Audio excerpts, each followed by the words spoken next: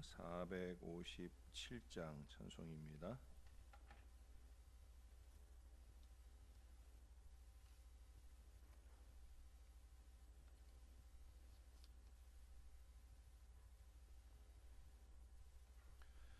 겟세마네 동산에 주를 생각할 때에 근심이나 걱정을 외면할 수 있을까?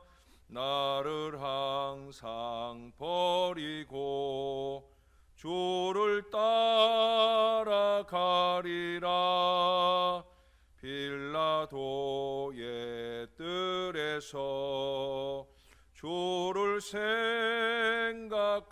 때에 수치됨과 아픈 것 못 견딜 수 있을까? 길이 참고 묵묵히 주를 따라가리라. 갈보리 산 올라간 주를 생각할 때에 나의 받는 괴로움을 비교할 수 없으리. 십자가를 지고서 주를 따라가리라. 무덤에서 부활한 주를 생각할 때에 환난이나 죽음도 두려울 것 없으리. 승전가를 부르며 주를 따라가리라.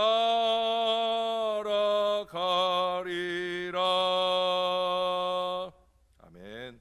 그 다음 찬송 한 장 더 합니다. 458장 찬송입니다. 너희 마음의 슬픔이 가득할 때 주가 위로해 주시리라. 아침 해같이 빛나는 마음으로 너 십자가 지고 가라. 참 기쁜 마음으로 십자가 지고 가라.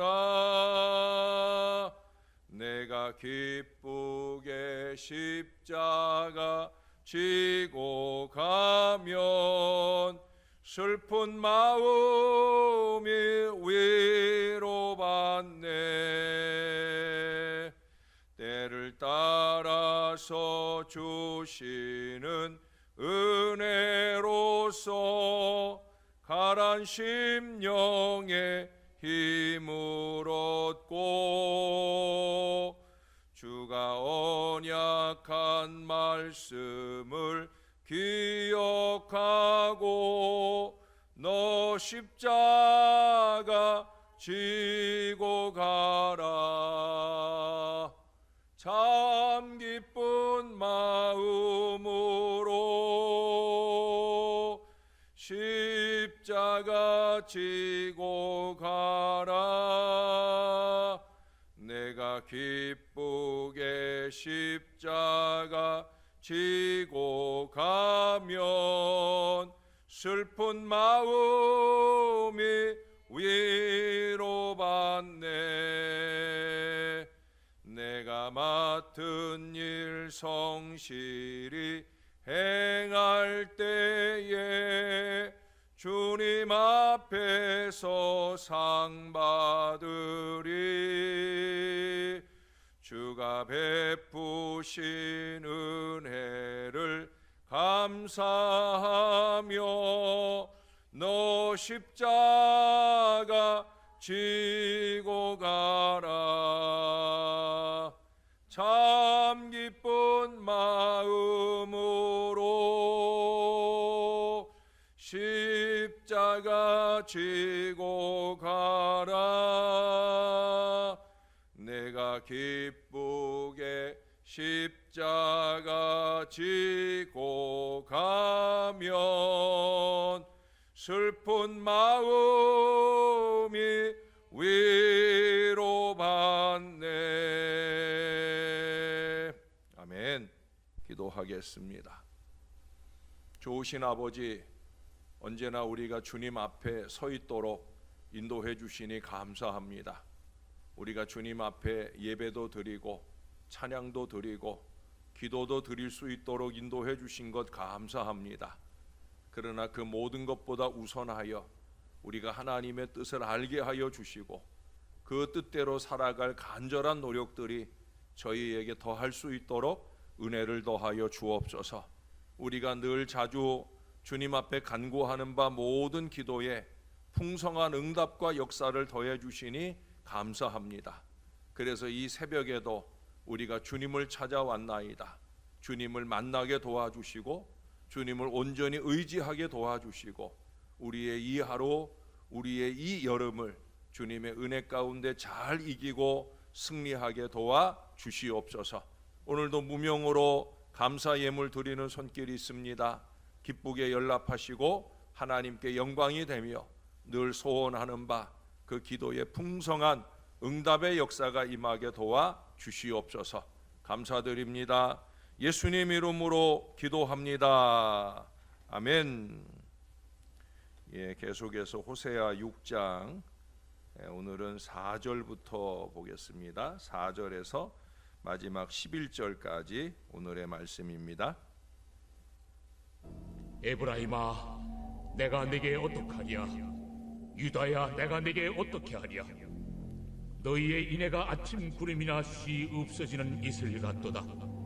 그러므로 내가 선지자들로 그들을 치고 내 입의 말로 그들을 죽였노니 내 심판은 비처럼 나오느니라.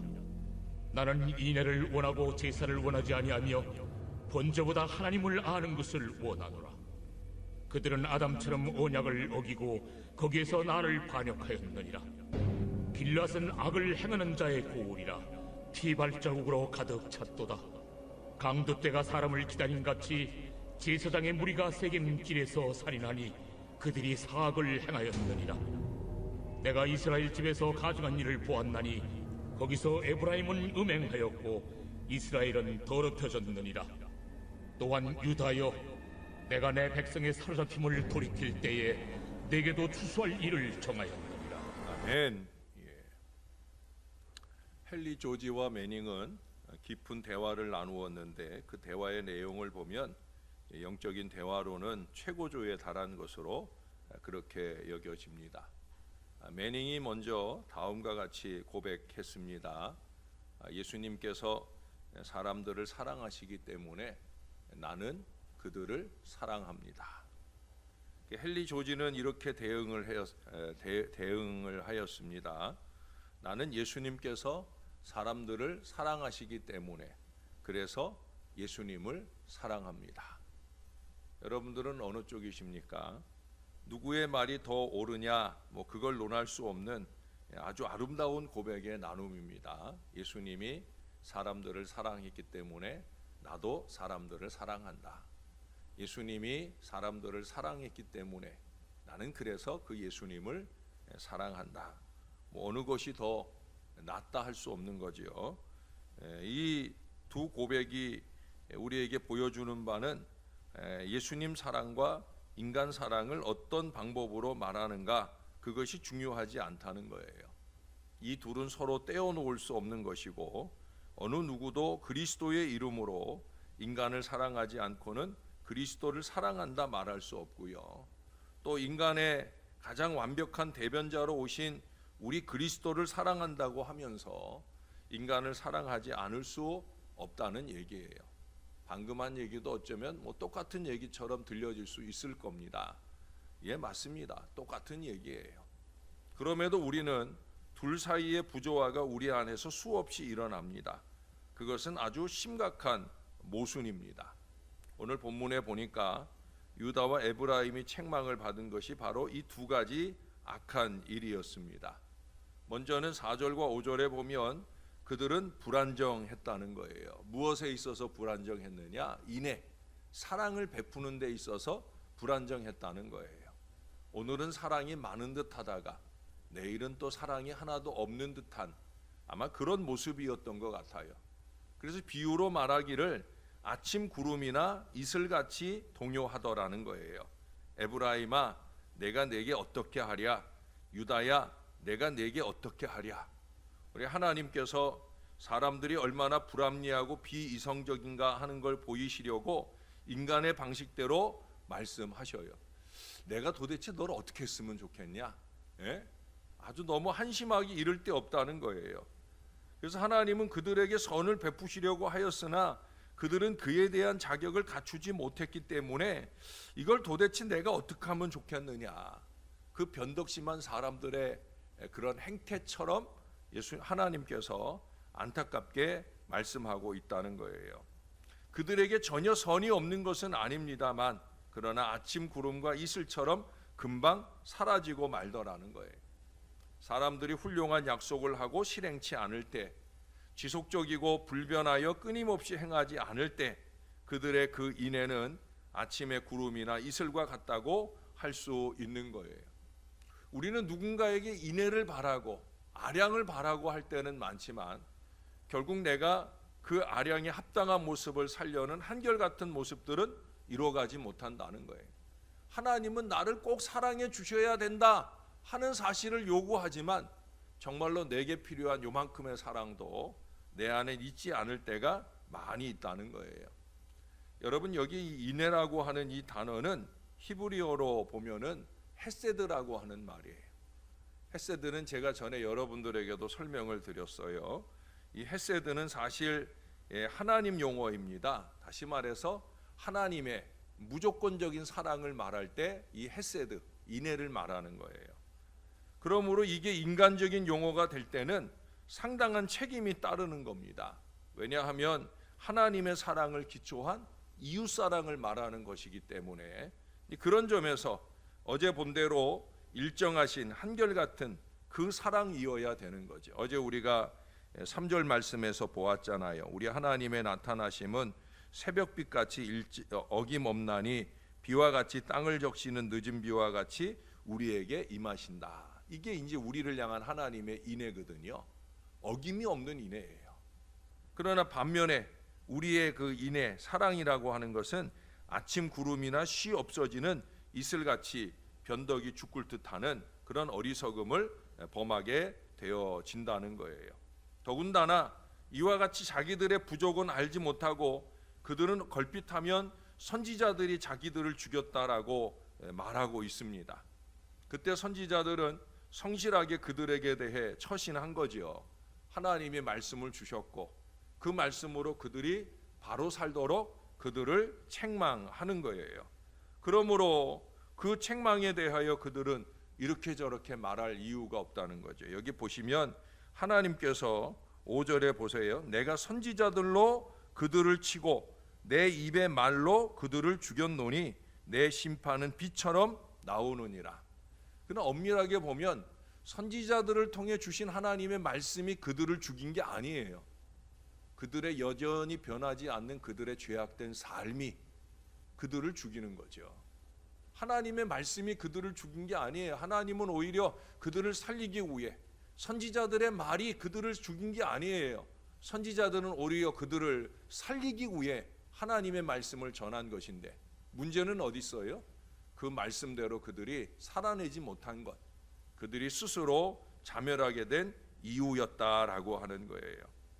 그래서 죄인들의 마음은 마치 거친 돌과 같다고 합니다.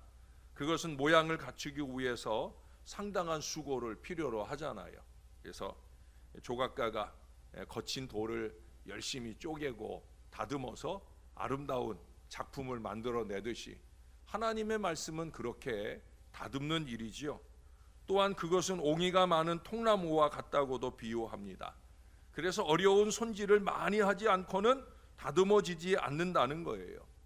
종종 목회자들이 심하게 책망해야 할 사람들이 있습니다. 때때로 정말 어떤 경우에는 1대1로 붙들고 앉아서 그 어리석고 잘못 가는 삶을, 신앙을 책망하고 바로 신앙하도록 말해주고 싶은 그런 경우가 참 많이 있어요. 진실을 말한다는 이유 때문에 책망받는 자가 책망하는 자를 정면으로 대항하고 그를 원수처럼 여긴다 할지라도 말씀으로 깎고 다듬는 일은 반드시 해야 합니다. 오늘 하나님 보세요. 내가 도대체 어떻게 하면 좋겠냐? 에? 내가 너희를 죽이려고 이 하나님의 말씀을 내가 주고 있는 거냐? 하나님이 지금 그런 정도로 격렬한 어조로 지금 말씀하고 있는 거거든요. 그게 선지자적인 사명이기 때문입니다. 그러나 안타깝게도 받아들여지지 않은 이 하나님의 말씀은 오늘 본문에서 보는 대로 죄나 죄인에 대하여 죽음이 되고 맙니다. 그러나 하나님의 선지자들은 큰 수고를 무릅쓰고 하나님의 말씀을 전하였지만 그 수고를 통하여 원하는 만큼의 결과를 얻지 못했습니다. 이제 하나님께서 그들에게 예고한 불행을 내리신다 하더라도 그들은 하나님을 가혹하다고 비난할 수 없다는 거예요. 그래 오늘 호세아 선지자는 하나님의 심판은 바라는 빛과 같이 공정하고 의롭다고 분명하게 고백을 합니다. 여기 5절 하반절에 내 심판은 빛처럼 나오느니라, 한결같다는 의미이기도 하고요, 반드시 나타난다는 의미이기도 합니다. 그래서 우리가 정신을 바짝 차려야 되는 거예요. 하나님의 말씀 앞에 설 때마다 그 말씀으로 가슴을 치고 나의 삶의 변화의 노력을 기울여야 된다는 거예요.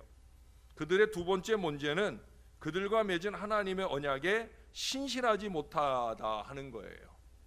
이내가 사람에 대한 것이라고 하면 언약의 이행은 하나님께 대한 것입니다. 여기 하나님이 그들과 맺은 언약은 6절에 말씀하고 있어요. 나는 인애를 원하고 제사를 원하지 아니하며 번제보다 하나님을 아는 것을 원하노라. 우리는 예배나 제사가 최선이라고 생각을 하는데 아니라는 거예요. 하나님이 생각하는 최선은 뭐냐? 인애와 하나님 지식을 더 원한다라고 하는 거예요. 신용과 모양뿐인 예배보다 정말로 하나님을 제대로 아는 것, 하나님의 뜻을 제대로 아는 것, 그 뜻대로 세상을 향해 인애를 나타내는 것, 그것을 원한다는 거예요.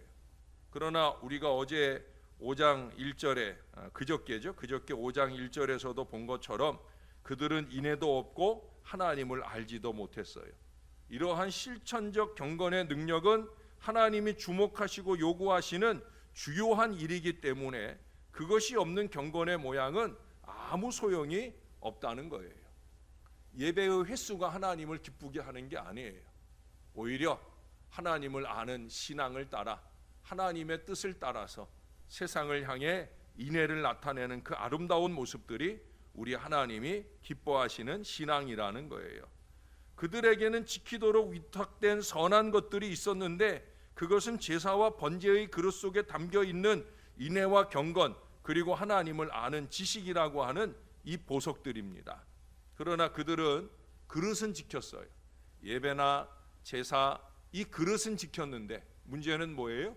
그 안에 담겨야 할 보석은, 진실은 다 팔아버렸다라고 하는 거예요. 천박한 욕망을 만족시키기 위하여 그 모든 보석들을 저당 잡혔다는 겁니다. 그들은 아담처럼 순결의 언약을 범했어요. 그것이 그 뒤에 7절 이하로 말씀하는 내용들입니다. 아담처럼 언약을 어기고 거기에서 나를 반역하였느니라. 어느 정도로 반역을 했느냐? 8절에 말씀하고 있는 길르앗이라고 하는 것은 갓과 므낫세 반지파 지경에 있는 레위인의 성읍입니다. 레위인의 성읍이라고 하는 것은 여러분 기억나시나 모르겠는데 출애굽기에서부터 쭉 자주 언급되어지는 6개의 도피성이 있어요. 요단강을 기준으로 이쪽에 3개, 또 이 방금 말씀드린 대로 갓과 므낫세 반지파 등이 있는 그쪽의 세계, 그 중에 이제 이 길르앗은 바로 이쪽 오른쪽에 있는 도피성 중에 하나입니다. 도피성이라고 하는 것은 물론 그 부지 중에 살인한 자를 정당한 재판이 이루어질 때까지 그곳으로 와서 피하면 그러면 그를 도피할 수 있도록 도와주는 성이기도 해요. 근데 문제는 뭐냐면 제사장들이 그것을 악용한다는 거예요. 다시 말해서 자기들의 사적인 이익을 위해서 재물을 받고 그들 편에서 그릇 행하게 되는 일들을 이루어가고 있다라고 하는 거예요. 그래서 그 다음에 보면은 뭐라고 표현을 하냐면 피발자국으로 가득 찼도다. 원래는 길르앗이라고 하는 이 도피성은 살리는 성읍이어야 되는데 오히려 거기에 피발자국이 가득했다. 제사장의 무리가 그 다음에 보면은 9절에 보니까 거룩한 일을 주요 업무로 삼는 자들이 오히려 가장 악한 자만큼이나 악하다고 사악이라고 하는 단어를 사용하고 있어요. 제사장의 무리가 잔인하고 피에 목말라 하였다는 겁니다. 그들은 세겜길에서 살인하였는데 그 세겜길이라고 하는 것은 예배하러 예루살렘으로 가고자 하는 그런 길이에요. 그 예배하러 가는 길에서 살인이 일어났다는 거예요. 예수님의 선한 사마리아인의 비유 속에도 보면 거기 레위인이나 제사장들이 예배하러 가다가 또는 예배하고 오다가 그러다가 강도 만난 이웃을 만났는데 그를 돌보지 않는, 바로 여기서 말씀하고 있는 이 말씀들이 바로 예수님의 그 선한 사마리아인의 비유를 그대로 말씀하고 있는 거라 말할 수 있겠습니다. 에브라임은 행음하였고 그것은 육체적인 면뿐만 아니라 영적인 면에서도 그렇게 악한 일들이 자행되고 있었다라고 하는 거예요. 이것은 너무나 명백해서 부인할 수가 없다. 그래서 하나님께서 이제 선지자들의 말씀을 통해 그들을 쪼개고 죽일 수밖에 없는 안타까움을 말씀하고 있습니다. 여러분, 이렇게 살면 안 됩니다. 신앙적인 자기 본분을 내팽개치고 인애와 진실을 버리고 사악은 넘치는, 가는 곳마다 피발자국 남기는 그런 인생이 되어서는 안 된다라고 하는 거예요. 힘써 하나님을 아는 경건의 능력이 강화되는 것도 중요하고 그 하나님을 아는 신앙이 실천적인 인애로 사랑으로 나타나야 되는 겁니다. 그게 우리를 향하신 우리 하나님의 바람입니다. 그게 언약의 신실한 우리들의 모습이어야 된다는 거예요. 우리 새벽 헌신자들은 누구보다도 예배의 열심 속에 사시는 분들이잖아요. 저와 여러분이 모쪼록 이 하나님의 뜻을 잘 알아 우리가 예배에도 열심이고 또한 하나님의 뜻을 이루어 많은 이들을 인내하는 일에도 더 열심 있게 살아가는 하나님의 사람들이 다 되어 주시기를 우리의 구주가 되시는 예수님의 이름으로 간절히 축원합니다. 기도하겠습니다. 예수님의 선한 사마리아인의 비유를 생각해 봅니다. 레위인들이, 제사장들이 예배가 부족했던 것이 아닙니다. 그럼에도 불구하고 그들은 예수님의 비유 속에서 사랑 없는 인생으로 대변되어집니다. 세리와 바리새인과 세리의 기도를 비교하셨습니다. 바리새인의 기도가 부족했던 것이 아닙니다. 그들의 금식이 부족했던 것이 아닙니다. 그들의 신앙적인 모든 노력들이 훌륭했지만 그러나 세리의 회개하는 기도를 예수님은 귀하게 보셨습니다. 우리가 잊지 말게 도와주옵소서. 우리의 허울과 신용뿐인 어리석은 신앙의 횟수보다 우리 하나님께서는 우리가 진실한 믿음의 마음을 가지고 하나님의 마음을 가지고 그렇게 사랑을 나타낸 인애를 기뻐하신다는 사실을 잊지 않도록 도와주시옵소서. 부족한 종이나 주의 모든 백성들의 마음 가운데 끊임없이 찾아드는 사악한 마음들을 예수의 이름으로 물리쳐내게 하시고 오직 우리 하나님이 우리에게 어김없이 나타내 주신 그 새벽빛같이 일정한 사랑을 우리 안에도 넘칠 수 있도록 도와주옵소서. 우리 하나님, 살리려고 주시는 주의 말씀 앞에 언제나 우리가 살아날 수 있도록 도와주시옵소서. 말씀을 부인하고 부정하며 스스로 멸망길을 가는 어리석은 인생들 되지 말게 하시고, 이 말씀 붙들고 이 책망을 붙들고 나의 삶을 고치고 바꾸며 우리 주님이 원하시는 바 하나님을 알고 진실과 인애가 가득한 거룩한 주의 백성의 길을 갈 수 있도록 도와주시옵소서. 피 흘리는 발자국을 남기지 말게 도와주시고, 오히려 내 피를 흘려 희생하면서 많은 영혼을 구원하는 데 쓰임받기를 원하는 저와 이 모든 자녀들 될 수 있게 은혜를 베풀어 주시옵소서. 어렵고 힘든 때를 지납니다. 하루하루 너무나 덥고 짜증이 납니다.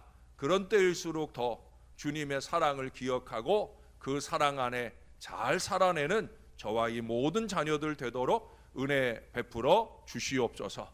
감사드립니다. 예수님 이름으로 기도합니다. 아멘.